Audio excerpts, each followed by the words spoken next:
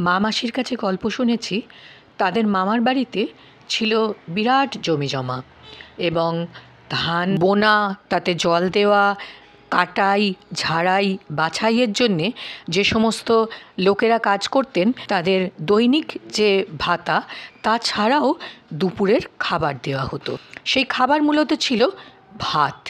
তাই সকাল থেকেই কাঠের জালে বসতো হাঁড়ি হাঁড়ি ভাত। আজ চলুন এই হাঁড়ি হাঁড়ি ভাতের ইংলিশ আমরা জেনে নেব। হাঁড়ি হাঁড়ি ভাত ইংলিশ হলো pots of rice. POTS, pots, OF of, RICE, pots of rice. এই হাঁড়ি হাঁড়ি ভাত, গ্লাস গ্লাস দুধ, বস্তা বস্তা চালের মতো শব্দ আমরা ইংলিশে কী করে বলবো তার ডিটেলড ভিডিওর লিঙ্ক ডেসক্রিপশনে দেওয়া আছে, দয়া করে চেক করে নিন।